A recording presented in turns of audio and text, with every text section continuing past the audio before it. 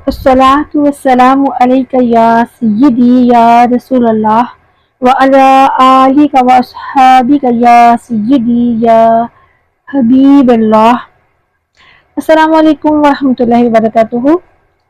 आज हमारा निकाह का लेक्चर 5 है।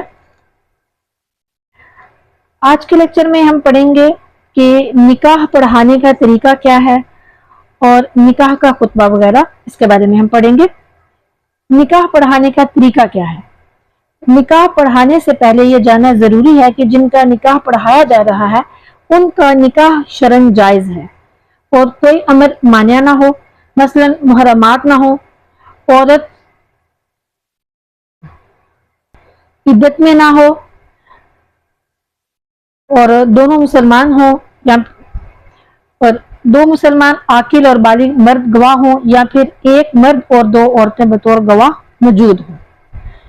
फिर निकाह फॉर्म, जो फॉर्म्स होते हैं वो निकाह के वो पुर किए जाएं, मुतल्लिका अशखास के दस्तखत करवा लिए जाएं, फिर लड़के लड़की दोनों से इजाजत ली जाए, लड़की को लड़के का पूरा तारुफ करवाएं, लड़की हक महर की डिमांड करे और फिर दोनों की मर्जी और इजाजत से हक महर तय करें और गवाहों के रूबरू लड़के से कहें कि फला बिनते फला को इतने हक महर के बदले अपने निकाह में कबूल करते हो, वो कबूल करें। तो उसके बाद खुतबा निकाह जो है वो पढ़कर दोनों के अच्छे मुस्तकबिल, इत्तेहाद, इत्तफाक, मोहब्बत और हुस्न माशरत की दुआ की जाए।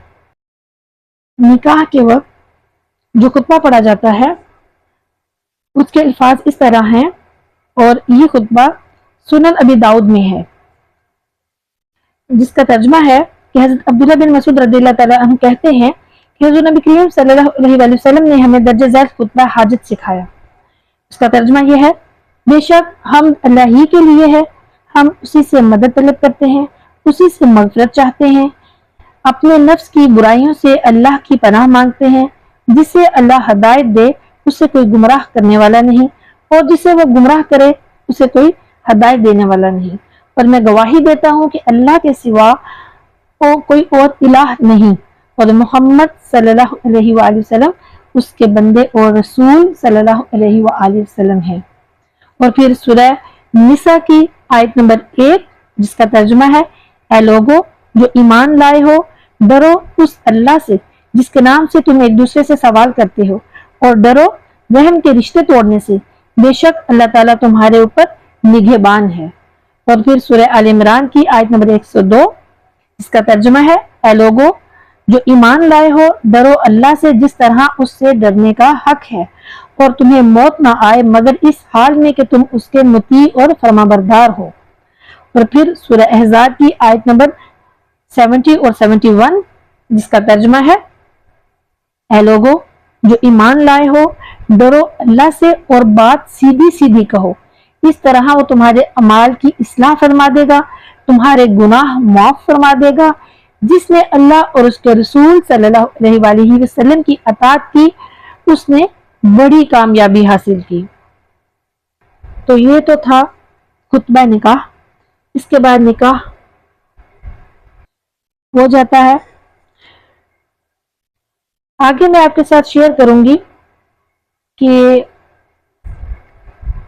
मंगेतर यानी कि जिसके साथ मंगनी हो जाती है उसको देखने के मसाइल के बारे में, कि निकाह से पहले मंगेतर को देखना क्या जायज है या नहीं जायज।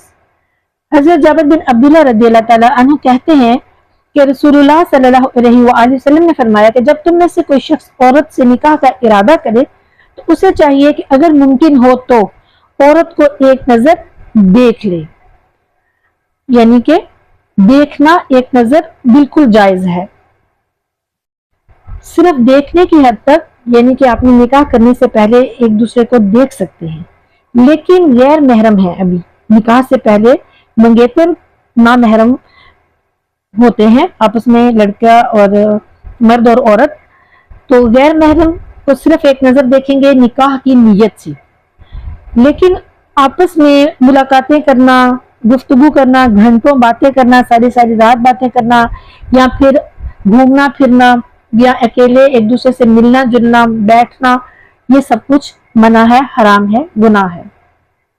इसी ज़िम्मन में हज़रत उक़बा बिन आमिर रज़ियल्लाहु ताला अन्हु से रवायत है कि रसूलुल्लाह सल्लल्लाहु अलैहि वसल्लम ने फरमाया कि औरतों के साथ तन्हाई में मुलाकात करने से बाज रहो।